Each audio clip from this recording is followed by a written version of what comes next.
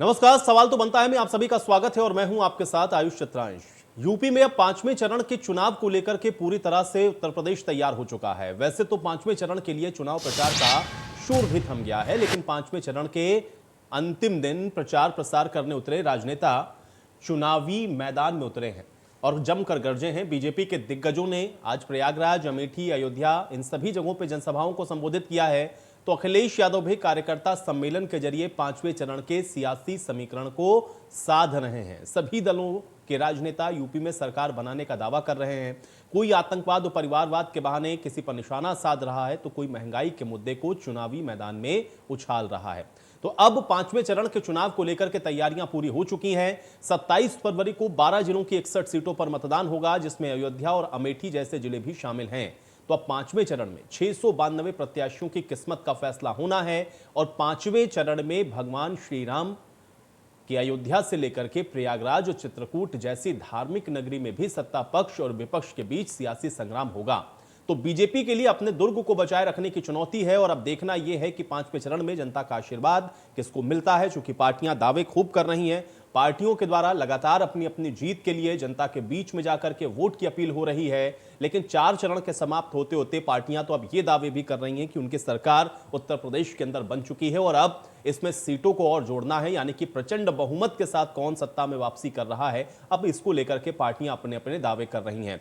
तो भारतीय जनता पार्टी जहां एक बार फिर से 300 सीट पार का नारा दे रही है और बार बार ये कह रही है कि अब 300 सीट पार यानी कि प्रचंड बहुमत के साथ भारतीय जनता पार्टी सत्ता में वापसी कर रही है, तो अखिलेश यादव भी 4 चरणों के बीतने के बाद कह रहे हैं कि हम दोहरा शतक तो लगा ही चुके हैं, सत्ता में हम वापसी कर रहे हैं। और इस बार भारतीय जनता पार्टी का सुपड़ा साफ कर दिया है समाजवादी पार्टी ने। लेकिन अब पांचवें दौर का रण सज चुका है, सियासी समीकरण सभी पार्टियों ने साध लिए हैं, कैंडिडेट्स का ऐलान हो चुका है और अब उन्हीं कैंडिडेट्स के पक्ष में मतदान की अपील तमाम सियासी दिग्गज करते हुए दिख रहे हैं। समाजवादी पार्टी की तरफ से आप देखेंगे तो सबसे बड़े चेहरे के तौर पर अखिलेश यादव हैं, लेकिन एक चीज और आपको समझना है, समाजवादी पार्टी के कुल 42 दागी उम्मीदवार हैं पांचवें चरण में, 71% उम्मीदवार हैं पांचवें चरण के रण में। आप ये भी समझे कि आपराधिक रिकॉर्ड वाले प्रत्याशी दरअसल हैं कितने।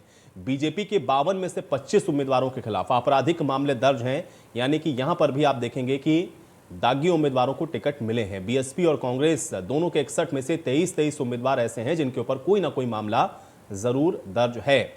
आम आदमी पार्टी के 52 में से 10 उम्मीदवारों का आपराधिक रिकॉर्ड है।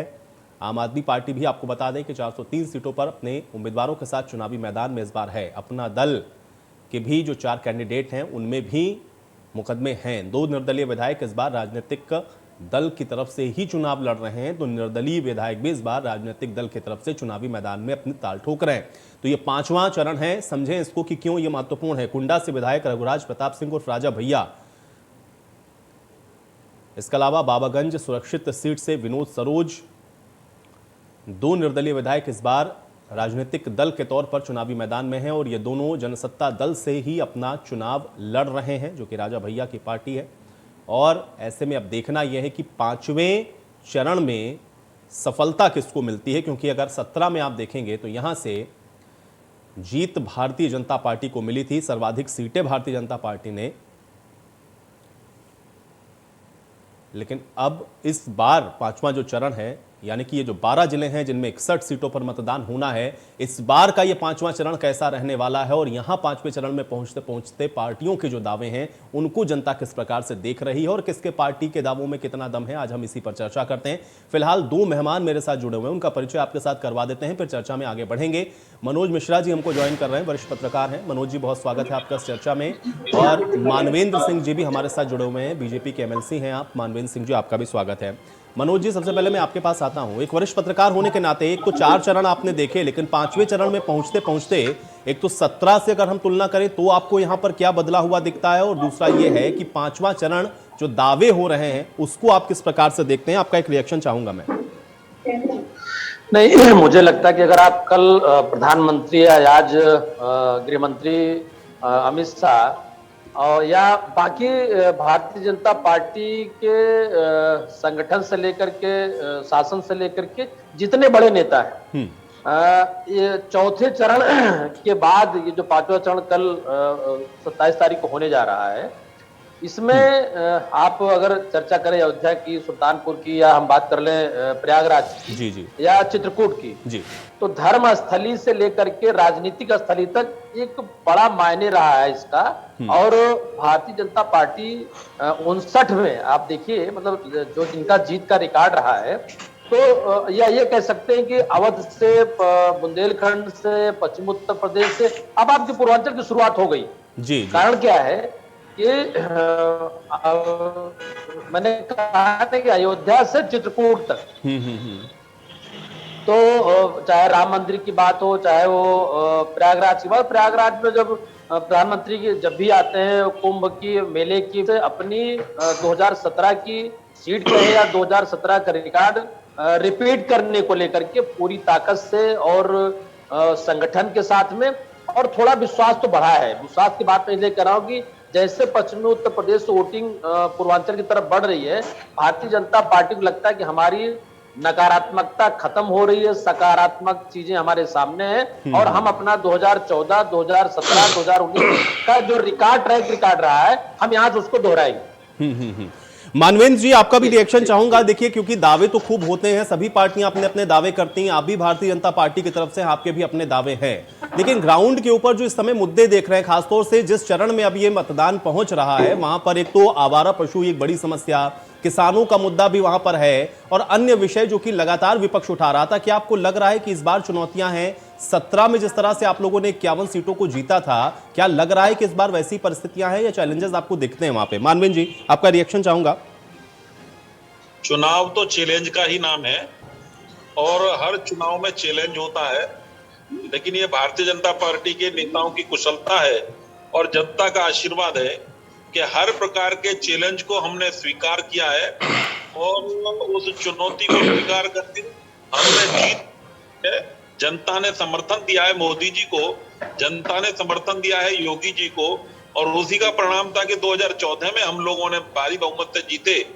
2017 में हमने उस रिकॉर्ड को और आगे बढ़ाया। 2019 के महागठबंधन के बाद मिला, और वही आशीर्वाद 2022 में हम लोग दोहराने जा रहे हैं। जनता का आशीर्वाद पश्चिमी उत्तर प्रदेश में जरूर लगता था कि शायद किसान आंदोलन का कोई फर्क पड़ेगा, जाट मतदाता कुछ उसमें परेशानी अड़चन पैदा कर सकता है, लेकिन जाट मतदाताओं ने भी पश्चिम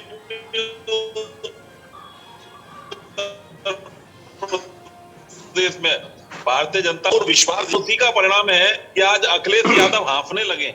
आज अखिलेश यादव, उनके चेहरे के हाव भाव आप देख रहे होंगे, अखिलेश यादव जी का चेहरा पढ़कर ही कोई बता सकता है कि वो अब इतना पिछड़ गए हैं कि वह दौड़ने की स्थिति में नहीं है, दौड़ छोड़ना चाहते हैं।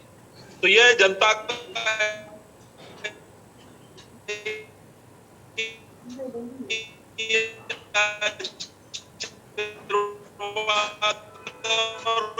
लोकतंत्र में जनता ही। चलिए मानवेंद्र जी, मुझे लग रहा है शायद आप ट्रैवल कर रहे हैं और इसलिए मुझे लगता है कुछ नेटवर्क का इशू है, आपकी आवाज स्पष्ट नहीं है। मानवेंद्र जी, मैं दोबारा से आपका रुख करूंगा क्योंकि आवाज आपकी साफ नहीं आ रही। मैं अजय जी का तब तक रुख कर लेता हूं।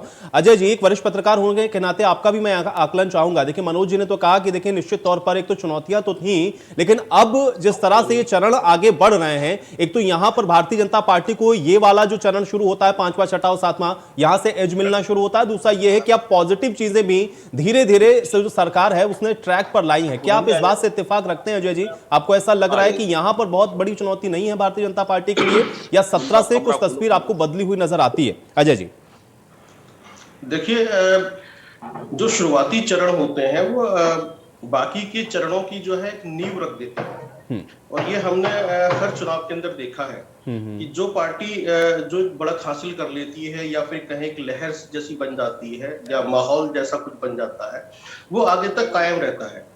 ऐसा नहीं होता है कि इस चरण में जो है ये माहौल है या दूसरे चरण में ये माहौल है या लास्ट के चरणों में कुछ अलग तरह का माहौल होगा। वो माहौल जो है बरकरार रहता है।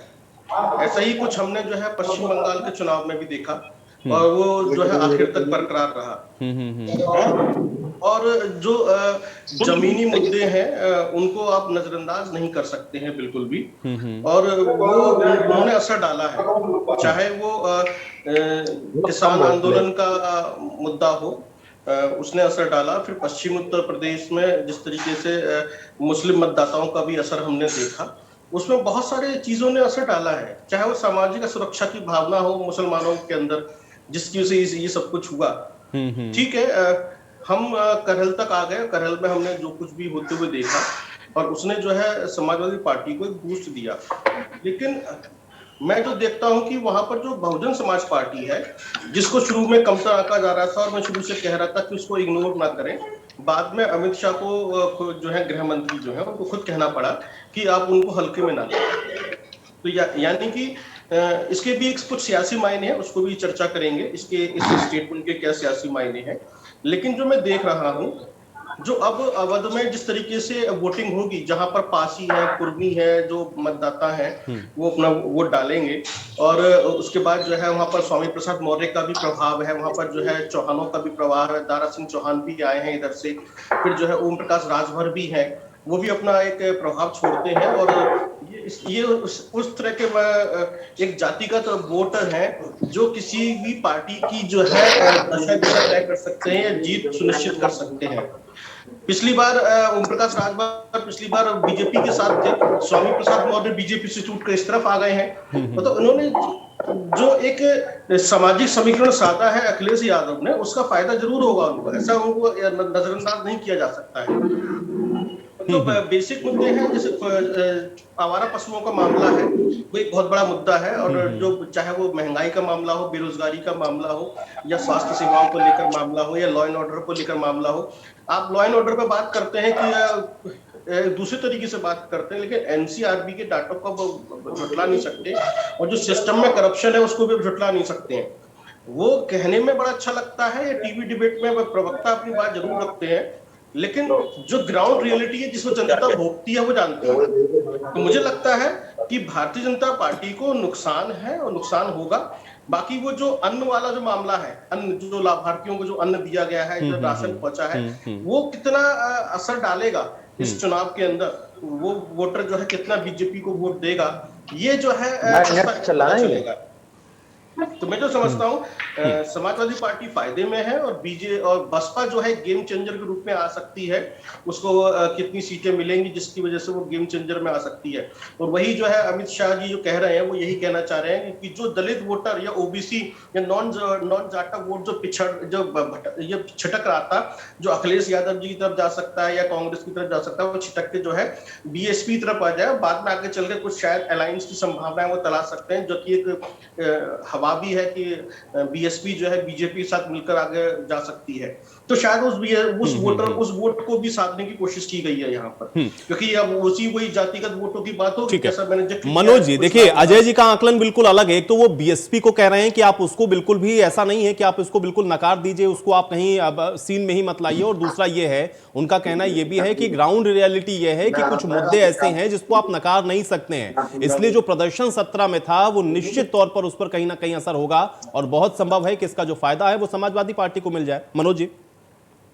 नहीं, मुझे लगता है कि मैंने वो एक त्वरित रिएक्शन आपको दिया था कि 5वें चरण के चुनाव में कहां से कहां तक किसकी क्या स्थिति है। अगर अब मैं आपसे सीटों पे बात कर लूं, मैं रुझानों की बात कर लूं, मैं गठबंधन की बात कर लूं, मैं प्रत्याशियों की बात कर लूं, तो स्थितियां देखिए दो चीजें हैं। उत्तर प्रदेश में मायावती का जिक्र अमित शाह कब करते हैं, मायावती जी अखिलेश के अगेंस्ट कब जाती हैं, लेकिन जनता इस बार पहले चरण से लेकर के 4 चरणों के मतदान बाद, 5वें चरण में परसों मतदान होने वाला है, उसने एक चीज तय कर ली है। वो ये तय की है, जो जिसके साथ है वो साथ है, उसका एक अलग गठबंधन है, एक अलग गुट है। जो इसको विरोध में है, तो जो तीसरा एंगल हमेशा उत्तर प्रदेश रहा है, तीसरे एंगल ने हमेशा सरकारें बनाई है 91 से लेकर के 2002 से पहले, क्योंकि 2007 की पूर्ण बहुमत की सरकार, 2012 की पूर्ण बहुमत की सरकार, और 2017 में अप्रत्याशित जीत 44 से 312 और 325 गठबंधन के साथ पहुंचना, ये मामूली जीत नहीं थी। लेकिन जब हम 4 चरण के चुनाव हो चुके हैं, 5वें चरण की हम चर्चा कर रहे हैं आपसे, या पूर्वांचल की हम आपसे चर्चा कर रहे हैं, देखिए जातीय समीकरण का सबसे बड़ा अवसर चुनाव में हमेशा टिकट वितरण से लेकर के प्रत्याशियों के चयन में लेकर के वो उत्तर प्रदेश और बिहार में रहा है। लेकिन 2014 के परिणाम की बात मैं इसलिए बार बार जिक्र करता हूं कि सारे जातीय समीकरण टूटकर कहीं न कहीं भारतीय जनता पार्टी की तरफ बढ़े और 80 में 73 सीटें उनको जीत के गई। उस इतिहास को भाजपा ने 3 चुनाव में कम नहीं किया है। आप अगर 17 का परिणाम देख लीजिए, 19 का परिणाम देखिए, उसके बाद अब 22 का चुनाव है। अखिलेश यादव कहीं न कहीं विपक्ष के रूप में बड़ा चेहरा, बड़े गठबंधन के साथ में भारतीय जनता पार्टी को टक्कर दे रहे हैं, ये सबको पता है और ये माहौल बना हुआ है। लेकिन चूंकि मायावती की उदासीनता, पिछली बार 2 गठबंधन हुए, 17 में राहुल का अखिलेश का हुआ, 19 में मायावती और अखिलेश का हुआ, और सब ये इस बात को मानते भी हैं और जानते भी हैं कि 0 से मायावती 10 अखिलेश की वजह से पहुंची थी। उनका अपना अगर वजूद होता तो 12 और 17 में उनके परिणाम अच्छे हुआ करते। लेकिन बुंदेलखंड की समस्या, मैं या चित्रकूट की मैं बात करूं, ये प्रयागराज की सीटें हैं। अब प्रयागराज में इस बात से इनकार नहीं कर सकते हैं कि केशव मौर्य का व्यक्तिगत असर नहीं है, बिल्कुल है। क्योंकि केशव मौर्य लगभग 12-14 साल में जिस तरीके से अब प्रत्याशी जीत करके प्रदेश की राजनीति में बड़ा चेहरा उभरे हैं, उससे रातों की बात कर ले, पापामो की बात कर ले, और बड़े मजे की बात जानते हैं, ये कुछ विधानसभा सीटें ऐसी जो हमेशा पटेल बिरादरी से प्रभावित रही है, चाहे वो प्रतापपुर हो, चाहे सुराम हो, चाहे वो फूलपुर हो, चाहे वो हम झूसी और हंडिया की बात कर ले, तो जातिगत आंकड़े और जातिगत समीकरण से गठबंधन हुआ है। पश्चिमी उत्तर प्रदेश में अखिलेश का और जयंत गठबंधन सबको पता है, और जैसे पूर्वांचल में आएंगे, चाहे वो निषाद पार्टी की बात हो, चाहे राजभर की बात हो, चाहे वो अपने दल की बात हो, तो पक्ष और विपक्ष मजबूती से, लेकिन चूंकि 59 से 51 सीटें भाजपा के पास थी 4-5वें चरण की, तो ज्यादा चुनौती भारतीय जनता पार्टी को अपनी सीटें कायम रखने में है, और नुकसान उनको जरूर हो रहा है और उसका फायदा सीधे अखिलेश को मिल रहा है। मानवेंद्र जी, जो कि यहाँ पर जो बात वरिष्ठ पत्रकारों ने अपने आकलन में कही है, ग्राउंड के ऊपर भी कुछ इस तरह की जो परिस्थितियां हैं वो हम लोग भी देख रहे हैं। ये बात सही है कि आप ये कह रहे हैं कि आप मजबूती के साथ लड़ रहे हैं, या अखिलेश यादव को सही है वो आपके अपोनेंट हैं, आप उनको नकार रहे हैं, लेकिन चुनौती बड़ी आप लोगों के सामने इसलिए है क्योंकि 61 में से 51 आपने जीती थी। अगर एक भी लूज करते हैं तो डेंट आपको लग रहा है। और जो मुद्दे यहां पर अभी गिना रहे थे अजय जी, जो बात अभी कह रहे थे मनोज जी, मुझे लग रहा है कि क्या आपको लग रहा है कि ये चुनौतियां तो हैं कम से कम, फिर किस आधार पर आपको लग रहा है कि नहीं आप बड़े आश्वस्त हैं अपनी जीत को लेकर के वहां पर?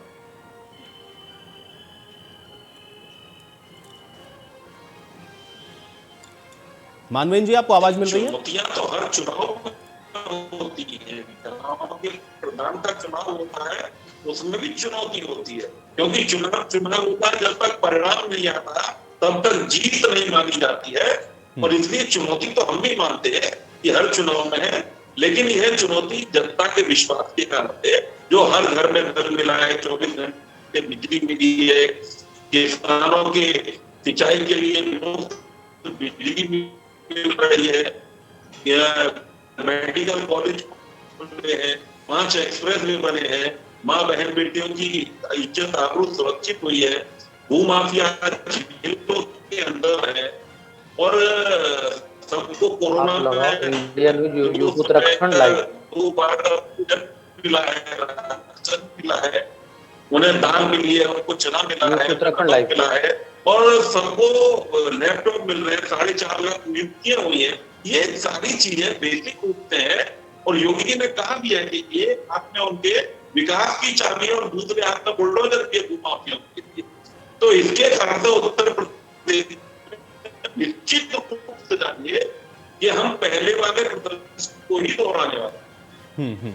लेकिन मानवेंद्र जी, चूंकि अभी यहाँ पे अजय जी कह रहे थे, देखिए अमित शाह एक इंटरव्यू में अगर इस बात को कहते हैं कि मायावती को आप कमतर नहीं आंक सकते हैं, उनको वोट भी पड़ रहे हैं, तो क्या कहेंगे भविष्य का इशारा है या ग्राउंड की जो रिपोर्ट्स हैं उसके आधार पे कि अगर जरूरत पड़ती तो फिर मायावती को आप साथ ले लेंगे? यानी कि आपकी पार्टी के इतने बड़े चेहरे अगर इस बात को कह रहे हैं तो उसका अलग तरीके से भी मायने निकाले जा रहे हैं। इस पर भी एक रिएक्शन मैं आपका चाहूंगा मानवेंद्र जी। ये नाम पढ़ो, नाम क्या है ये इसका एंकर?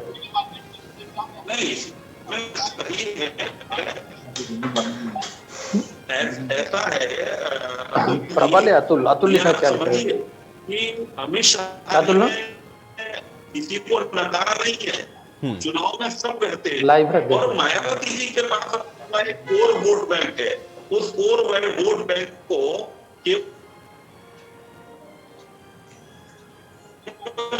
भारतीय जनता पार्टी के में ही मोड़ा जा सकता है, क्योंकि उस कोर वोट बैंक के ऊपर समाजवादी पार्टी के लोगों ने अत्याचार किए, उसमें अगर कहीं मेल मिलाप होता है तो वह भारतीय जनता पार्टी के ही नजदीक है। उन गरीबों को जिनको 43 लाख आवास मिले हैं, 5 लाख रुपए। चलिए मानवीय जी, मुझे लग रहा है आपके साथ कुछ तकनीकी समस्या है, आपकी ऑडियो बिल्कुल स्पष्ट नहीं है। अजय शर्मा जी, अजय जी, क्या जो मुद्दे आपने अभी बताए या जो समीकरण अभी आपने बताए, क्या आपको लग रहा है कि ये इतने स्ट्रांग हैं कि जो सत्ता में आई पार्टी, जो कि 324 या 325 सीटों के साथ सत्ता के अंदर आती है, उसका ऐसा स्थिति या ऐसी परिस्थिति हो जाएगी कि उसको गठबंधन तक जाना पड़ सकता है, या ये भी हो सकता है कि उसका सुपड़ा साफ हो जाए, जैसा दावा अखिलेश यादव कर रहे हैं? क्या जो मुद्दे आप बता रहे थे ये इतने ज्यादा इन्फ्लुएंस कर रहे हैं लोगों को, अजय जी? नहीं, देखिए बिल्कुल सही बात है, लोगों को ये चीजें इन्फ्लुएंस कर रही हैं। मैं आपको एक बहुत छोटा सा एग्जांपल देता हूँ। जैसे कि अभी हम लाभार्थी वर्ग की बात कर रहे हैं, जैसे राशन की हम बात कर रहे हैं, जो उज्ज्वला गैस की हम बात करते हैं, तो उसी हम तबके की बात कर लेते हैं। क्या ये तबका जब घर से बाहर निकलता है तो क्या उसको पब्लिक ट्रांसपोर्ट के लिए कितना पैसा पे करना पड़ता है, या फिर जब वो दोबारा गैस का सिलेंडर भरवाने जाता है तो उसको कितना रुपया पे करना पड़ता है। यदि हम उन किसानों, गरीब किसानों की बात करें तो उसके लिए डीजल कितना महंगा हो चुका है, या खाद कितनी महंगी हो चुकी है, या खेती में लगने वाले जो छोटे छोटे इक्विपमेंट हैं वो भी कितना महंगे हो चुके हैं। यदि वो हल जो है, हल जो लगता है वो भी कितना महंगा हो चुका है। तो किसानों के लिए ये तो मुद्दा है, बहुत बड़ा मुद्दा है। तो किसान को जो है पूरी तरीके से उसका माइंड सेट है कि भाई ये सरकार जो है हमारे हित के बारे में नहीं सोच रही है, तो उसके लिए मुद्दा है। यदि एक छोटा सा मोबाइल फोन भी व्यक्ति रिचार्ज कराने जाता है तो उसकी भी कीमत बढ़ चुकी है। यानी कि ये जो बेसिक बुनियादी वाले जो मुद्दे हैं ये जो है असर डाल रहे हैं, लेकिन जो दूसरे मुद्दे हैं वो भी उसका भी फायदा जो है, जैसे मैंने कहा, जिनको अनाज मिला है वो कहेगा ठीक है साहब, हमें तो अनाज मिला है, हम तो जो है घर बैठ के हमने खाया है कोरोना के समय में, हमें जो है बीजेपी ज्यादा मुफीद करती है, तो बीजेपी को उसका फायदा मिलेगा। लेकिन जो दूसरे मुद्दे हैं उनको भी अब नजरअंदाज नहीं कर सकते हैं। जिनको आवास योजना में आवास मिले हैं वो बीजेपी को वोट देंगे, मैं इनको मना नहीं कर रहा हूं, लेकिन जो डेंट है, जो नुकसान है वो बीजेपी का ज्यादा है, वो उसको आप नजरअंदाज नहीं कर सकते हैं। अभी आप देखें जैसे लखीमपुर खीरी में मतदान हुआ है, क्या आप उस मुद्दे को भुला सकते हैं? किसान उस चीज को भूल जाएगा कि किस तरीके से जो है 4 किसानों की जो है डेथ हुई कुचलने पर, टैनी वाला मामला जो उछला वहां से, तो वो जो है 10 तारीख को पता चलेगा उसका कितना नुकसान बीजेपी को उठाना पड़ा है। तो ऐसे ही जो बाकी की जो क्षेत्र है, देखिए बाकी के जो क्षेत्र है उसमें चीजों ने असर डाला है। मनोज जी, क्या ये मुद्दे वाकई में आपको लग रहा है कि इतने इन्फ्लुएंसिव हैं, चाहे किसान का मुद्दा हो या नौजवानों के लिए रोजगार का मुद्दा हो या महंगाई का मुद्दा हो, डीजल पेट्रोल, क्या आपको लग रहा है कि ये इतने इन्फ्लुएंसिव हैं कि भारतीय जनता पार्टी के साथ जो बहुमत जुड़ा था 17 में वो इतना दरक जाएगा कि ये या तो सत्ता से बाहर हो जाएं, या फिर इनको गठबंधन की जरूरत पड़ जाए, या इनको किसी के सहारे की जरूरत पड़ जाए, या समाजवादी पार्टी सुपड़ा साफ कर दे? क्या ये परिस्थितियां वाकई में ग्राउंड पर आपको दिख रही हैं? अतुल जी, मैं एक बात बताना चाहूंगा। दरअसल क्या है कि भारतीय जनता पार्टी जब विपक्ष में होती है तो उससे बड़ा कोई विपक्ष नहीं होता है, और जब वो सरकार में होती है तो आम जनमानस तक अपनी बात पहुंचाने का उसका जो प्रबंध तंत्र है ना, या आप ये कह सकते हैं कि 365 दिन चुनावी मोड में रहते हैं। रही बात, मैं बिंदुवार आपको गिनाना चाहूंगा, 2014 के चुनाव के बाद जीएसटी हुई, नोटबंदी हुई, उसके बाद कोरोना आया, और बिल्कुल अजय जी ठीक कह रहे हैं कि साहब 350 की गैस थी 1000 रुपए की हो गई, 63 का पेट्रोल था 1004। लेकिन देखिए आप थोड़ा सा पीछे जाइए, अन्ना आंदोलन के दौरान या यही स्मृति ईरानी, यही राजनाथ सिंह, यही सारे नेता थे जब सरकार को, यूपीए गठबंधन को आए दिन घेरने में कामयाब होते थे। लेकिन जब सरकार पूर्ण बहुमत की होती है उसका मैंडेट और तो होता है, 403 में 325 का बहुत बड़ा मैंडेट होता है। लेकिन आप देखिए 2012 में 44 सीटों में थे। बिल्कुल, मेरा ये कहने का है कि जनता को समझा पाना, जनता तक डिलीवरी पहुंचाना, उसके साथ या उसके अगेंस्ट से क्रांति होनी चाहिए। अखिलेश यादव को इस बात का लाभ मिल रहा क्योंकि विपक्ष का वो चेहरा है। मायावती आक्रामक नहीं रही, ना तो लोकसभा चुनाव थी ना विधानसभा चुनाव थी, और मौजूदा अतुल जी अभी जो 8 महीने पहले चुनाव हुआ है ग्राम पंचायत तो जिला पंचायत का, उसमें भी अखिलेश ही फ्रंट पे रहे हैं विपक्ष रूप में, मायावती नहीं थी। लेकिन चुनाव आप देखे होंगे कि 2014 की बदली परिस्थिति में लगभग 20 राज्यों में भाजपा की सरकार आई, और सरकारें उन्होंने रिपीट भी की है।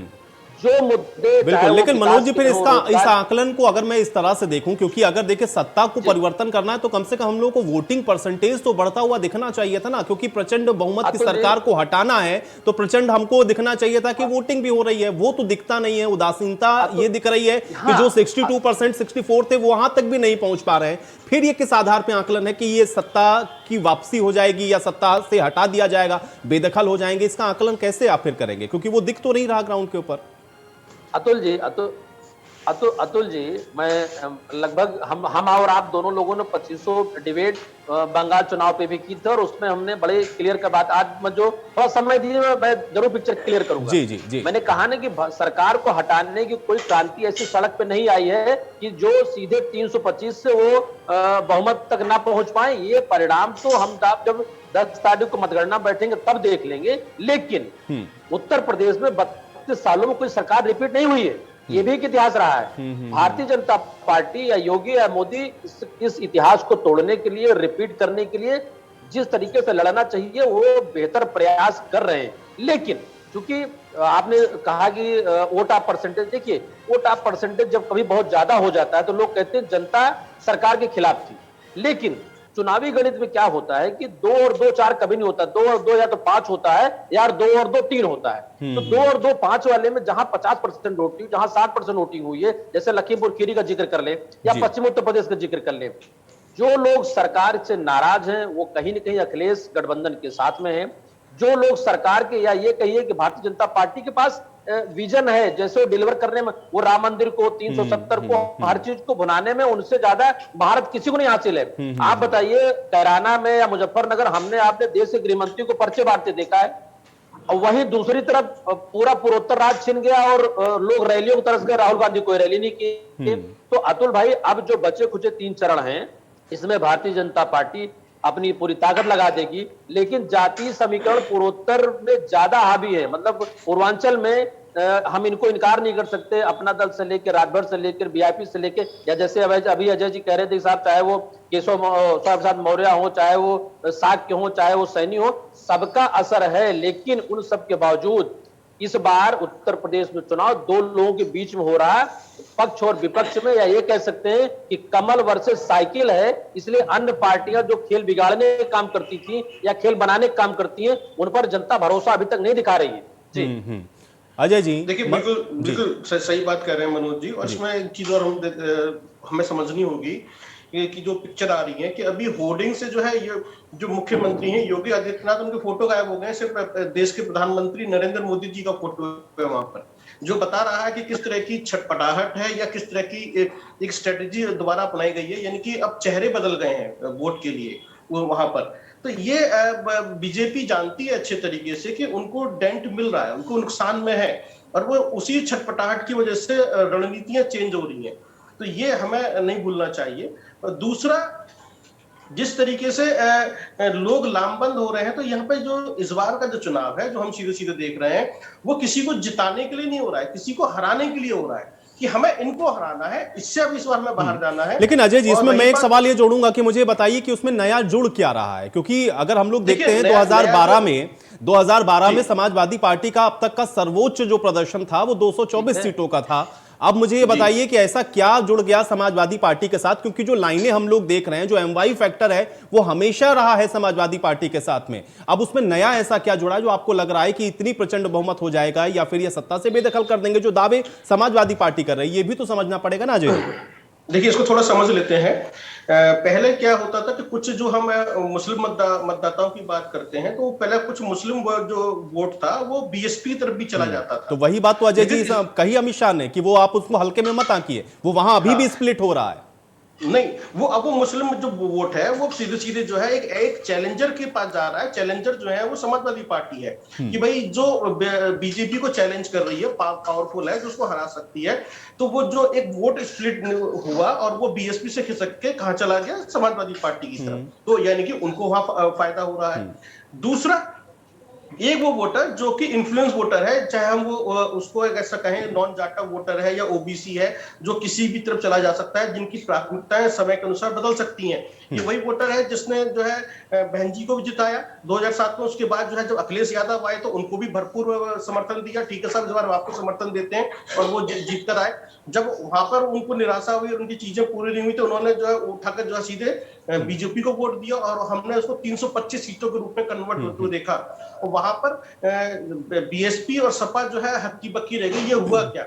क्योंकि उन्होंने उस जातिगत वोट को जो है पूरा पूरा हिंदुत्व में या हिंदूवादी वोट में कन्वर्ट कर दिया। तो अजय जी, ये तो दोनों तरफ से होगा ना। देखिए, एक तरफ से अगर कोई कंसोलिडेट होकर के वोट करेगा तो दूसरा जो खेमा है, आपको कैसे लग रहा है कि वो कंसोलिडेट नहीं हो रहा है? ये तो एक्शन का रिएक्शन तत्काल हो जाएगा। एक लंबी लाइन देखेगा तो दूसरी लंबी लाइन भी देखेगी हमको फिर। ऐसे ही इस बार जो है जो हम बार बार कह रहे हैं कि लहर है, एंटी इनकम्बेंसी है, और वो जो सरकार है, मौजूदा सरकार, उसको नुकसान होगा।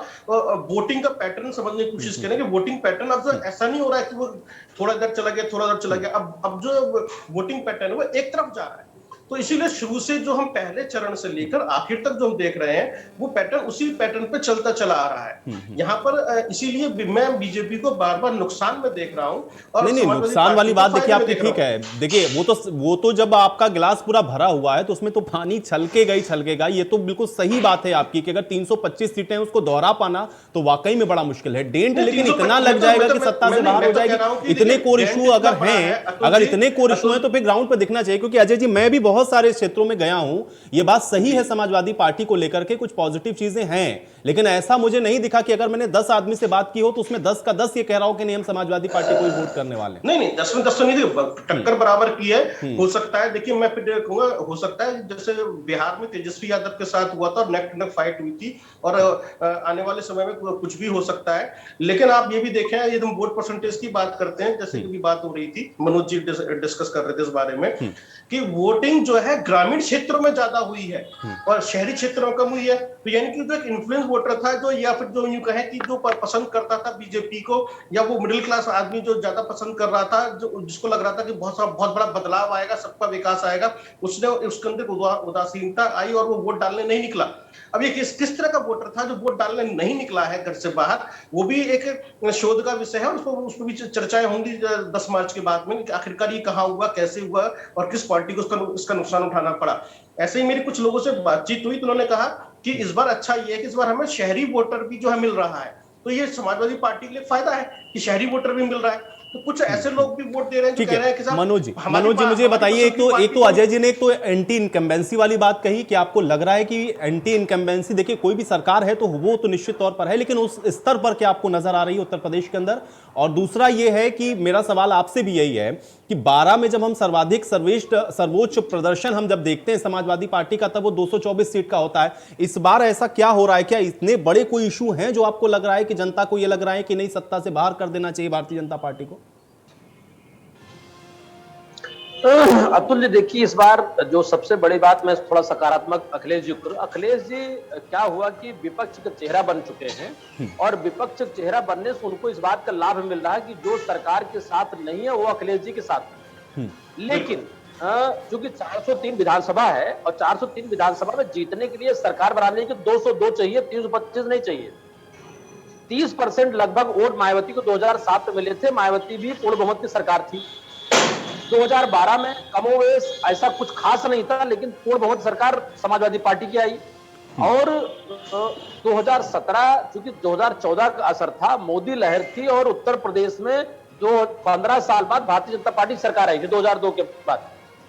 तो मेरा फिर अतुल जी ये कहना है कि पश्चिमी उत्तर प्रदेश से किसान आंदोलन से लेकर के और चौधरी अजीत सिंह के नहीं होने से कहीं न कहीं जाटों को ये लगा कि चौधरी चरण सिंह नहीं रहे, अजीत सिंह नहीं रहे, अब हमको अगर अपना नेता चुनना है अपनी बिरादरी का, अपने उसके, तो वो जिसके साथ हो। तो अखिलेश को जो माइलेज मिला है वो जयंत चौधरी गठबंधन से पश्चिम उत्तर प्रदेश में किसान आंदोलन से मिला है। लेकिन जैसे जैसे और मायावती का एग्रेसिव नहीं होना, और ये चर्चा आम बनी हुई है, चाहे पब्लिक की बात कर ले चाहे राजनीति। लेकिन मनोज जी, क्या मायावती का वोट आपको लगता है कि कभी छिटक करके समाजवादी पार्टी के साथ जा सकता है?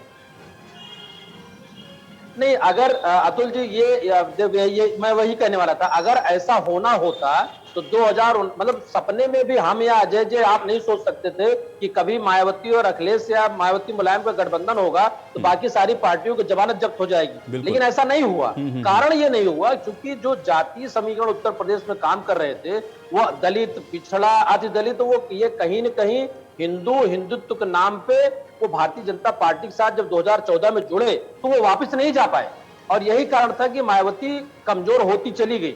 अन्यथा मायावती की राजनीति तो आप जानते हैं कि हर विधानसभा स्तर पर अपने वोटों को गिन करके तो किसी न किसी दूसरे को टिकट देती थी, और ये जातीय समीकरण को वो कहीं न कहीं कोई नाम दे करके सरकारें उनकी बनती रही है, इसी बात पर उनका समर्थन मिलता रहा। लेकिन वो परिस्थितियां अब नहीं है, अन्ना 95, 96, हम 2099 की बात कर लें, अब उन सब से इतर राजनीति हो गई उत्तर प्रदेश में।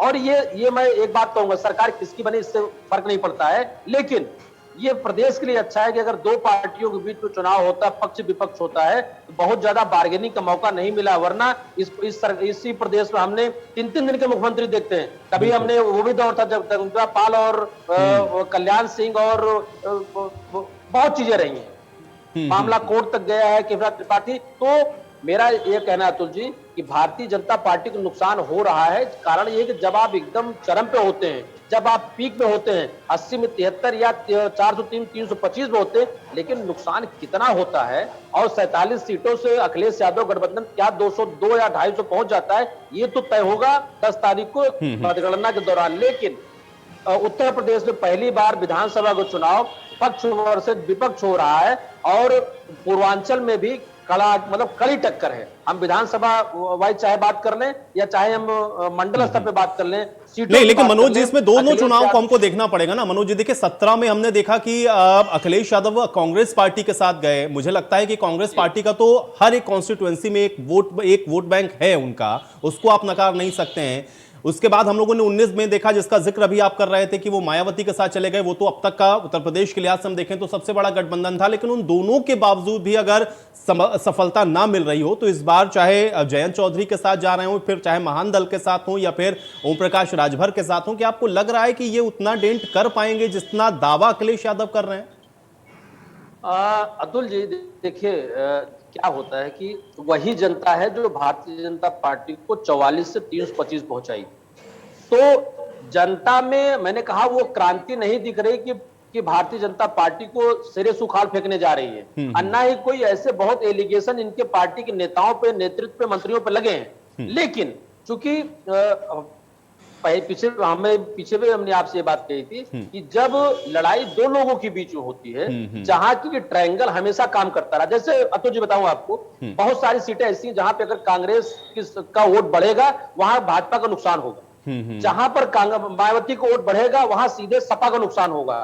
इसीलिए बार बार चाहे वो अमित शाह जी हो, बाकी अन्य जो समीकरण या जो नेता हैं, वो कोशिश कर रहे हैं कि चुनाव अगर ट्रायंगल हो जाए या दलित, पिछड़े दलित को वोट भारतीय जनता पार्टी या अखिलेश के बजाय मायावती को चला जाए, तो जो जीत और हार का अंतर होगा वो कहीं न कहीं ट्रायंगल होने से कम होगा। तो उसका लाभ कहीं भाजपा को मिल रहा है तो कहीं बसपा को मिल रहा है। इसीलिए मैं फिर आपसे कह रहा हूं कि सरकार बनाना और सरकार नहीं बनाना ये तय होगा 10 तारीख को। लेकिन 4 चरण के चुनाव के बाद, और आज 2 दिन बाद 5वां चरण परसों होने जा रहा, इधर भी वही स्थिति होगी जो लगातार अब तक 4 चरणों में रही है। भारतीय जनता पार्टी अपनी सीटें बचाने की कोशिश कर रही है, अखिलेश कितना उसका नुकसान कर सकते हैं यही देखना बाकी। अजय जी, यही सवाल मेरा आपसे भी है, क्योंकि गठबंधन तो इससे पहले भी समाजवादी पार्टी का रहा है, लेकिन इस बार का जो गठबंधन है वो कैसे भारी पड़ रहा है आपको, क्यों ऐसा लग रहा है? देखिए, इस बार इसलिए भारी पड़ रहा है क्योंकि ये जो जैसे अति पिछड़े हैं या पिछड़े हैं या अनुसूचित जातियां हैं, जैसे गरीब तबका है, जो इस तरह के लोग हैं, ये पिछली बार जो है अखिलेश यादव के साथ नहीं थे। एक तो ये था जो छिटक के चला गया था, और उन्होंने इस बार उसको साधा है, और जो उन्होंने सोशल इंजीनियरिंग की है, इस तरह के लोगों को अपने साथ मिलाने की कोशिश की है। छोटे छोटे जो संगठन है या दल है, उनसे उन्होंने गठबंधन भी किया है। इसका असर हमें देखने के लिए मिलेगा बिल्कुल। दूसरा, पिछली बार के चुनाव में कि परिवार में जो एक विवाद था, जिसकी हमने तस्वीरें खूब देखी और बाहर काफी बयानबाजी भी सुनी हमने, चाहे वो शिवपाल यादव हो या रामगोपाल यादव हो, या पारिवारिक जो विवाद थे वो हमने देखे, और जिसका खामियाजा जो है समाजवादी पार्टी ने अपनी हार से चुकाया। लोगों के अंदर एक हताशा थी, निराशा थी कि अब तो परिवार में सब कुछ डिस्प्यूट चल रहा है, कैसे करें, कौन संभालेगा। और ये सब कुछ है, और जिसको बाद में आगे चल के काफी बड़ा मुद्दा भी बनाया गया। देखिए, जो अपने परिवार को नहीं संभाल पा रहे हैं, ऐसा कुछ है, वो क्या प्रदेश चलाएंगे। और इस चुनाव में करहल के हमने चुनाव में देखा कि पूरा परिवार यहाँ पे रहा, ये इसका एक पॉजिटिव है। दूसरा, इस बार अखिलेश यादव जी ने अपनी फैमिली से या अपने कुनबे से टिकट नहीं दिए हैं, सिर्फ शिवपाल यादव जी को टिकट मिला है। बाकी मैं समझता हूं कि परिवार में उन्होंने किसी को टिकट नहीं दिया इस तरीके से। बात तो ये जो है चीजें बदली हैं, और जो अखिलेश यादव जी की जो सोशल इंजीनियरिंग है, जो हम छोटे छोटे दलों के रूप में देख रहे हैं, ये असर डालेगी और 100% असर डालेगी। मैं कैसे इस बात को नजरअंदाज कर दूं कि ओम प्रकाश राजभर जिस तरीके से जुड़े थे भारतीय जनता पार्टी से, और वो किस तरीके से बीजेपी को जीत हासिल हुई, फिर किस तरीके से एक विवाद के बाद वो वहां से अलग हुए, और पूरे 4-4.5 साल उन्होंने जो है भारतीय जनता पार्टी को पानी पी पी के कोसा है, या उनको जो है लताड़ा है, उन चीजों को लेकर नाराजगी जाहिर की है।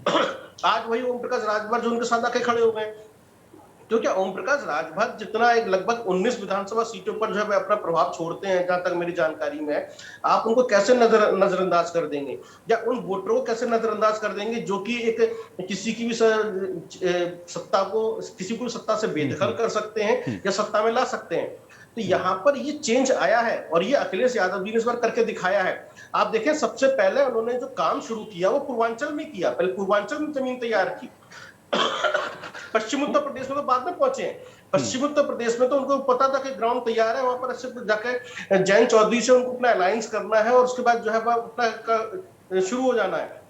तो वहां पर कम मेहनत करनी पड़ी, लेकिन बनिस्बत पूर्वांचल में ज्यादा मेहनत करनी पड़ी, ज्यादा टाइम उन्होंने यहाँ पे दिया, और वो जो है आज हमारे सामने है। और आज हम इतनी डिस्कस इसीलिए कर रहे हैं कि आखिरकार ऐसा बड़ा होने क्या जा रहा है। बड़ा होना ये होने जा रहा है कि समाजवादी पार्टी ने अपनी इमेज को बदला है कि वो सिर्फ वाईएम फैक्टर पे काम करती है। इस बार उन्होंने बदला कि नहीं, हम सभी लोग को साथ में लेके चल रहे हैं, और जो जमीनी मामले हैं या फिर जो बेसिक मुद्दे हैं उनको वो उठा रही है। आप देखिए, जो पेंशन वाला मुद्दा है वो बहुत बड़ा मुद्दा है, वो चर्चा का विषय बन गया लोगों के अंदर, टेम्पोररी पेंशन बहाल कर देंगे, तो ये एक अपने में मुद्दा बन गया। तो ये इस तरह की जो चीजें हैं वो लोगों के बीच में पॉजिटिव मैसेज लेके जा रही है कि ये जो पार्टी है इस बार जो है हमें कुछ नया करने के लिए इच्छा शक्ति दिखा रही है, इसका फायदा मिलेगा। मनोज जी, एक तो लॉ एंड ऑर्डर एक बहुत बड़ा विषय रहा, और खासतौर से उत्तर प्रदेश के लिहाज से तो लॉ एंड ऑर्डर हमेशा रहा। कोई सत्ता में रही हुई पार्टी कभी इस मुद्दे को लेकर के चुनाव में तो जाती हुई दिखी नहीं, जो कि योगी आदित्यनाथ हमको देखते हैं। एक तो लॉ एंड ऑर्डर, दूसरा ये कि एक तरफ हम देखते हैं कि गोरखपुर में योगी आदित्यनाथ, अगर आप सांसद के तौर पर देखें तब भी उनका उन तमाम इलाकों में या उस तमाम जिलों में उनका प्रभाव। दूसरा ये है कि प्रधानमंत्री नरेंद्र मोदी का बनारस से जुड़ा होना, और फिर काशी विश्वनाथ कॉरिडोर या उन तमाम क्षेत्रों के ऊपर वो प्रभाव। क्या आपको लग रहा है इसलिए भी ये जो बैटल है हमको और इंटरेस्टिंग होती हुई दिख रही है, क्योंकि प्रधानमंत्री और इसके अलावा सूबे के मुख्यमंत्री जो कि वहां से इस बार चुनाव में भी हैं विधानसभा के, क्या ये सारी चीजें भी आपको लग रहा है कि कहीं ना कहीं इस बात को और बूम दे रही है, जिसको लेकर के भारतीय जनता पार्टी थोड़ा आश्वस्त नजर आ रही है, कम से कम इन फेज के अंदर? अतुल जी, दरअसल जब 5 साल सरकार होती है तो उस सरकार के फेल्योर का सबसे बड़ा मुद्दा ही आने वाली नई सरकार का होता है।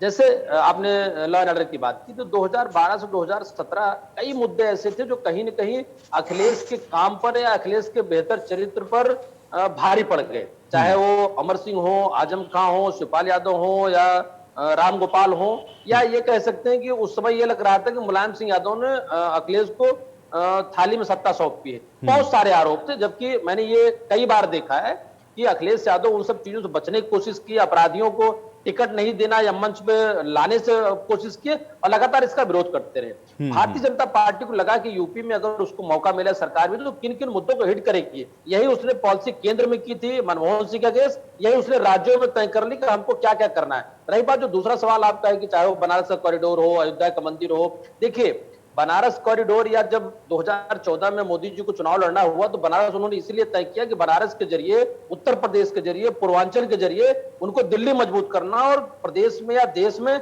सबसे ज्यादा लोकसभा सीटें यूपी में हैं।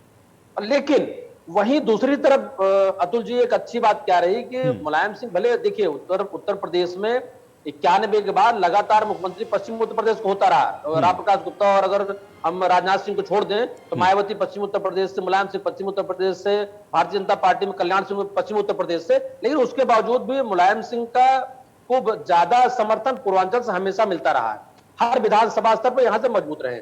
अखिलेश यादव का कभी चुनना हुआ तो वो आजमगढ़ चुना करते थे, क्योंकि आजमगढ़ में डंपी और मोचना की दवाई को छोड़ दें तो देश की आजादी के बाद अब तक यादव जाति का ही सांसद हुआ है, वो चाहे जिस पार्टी से हो रहा हो।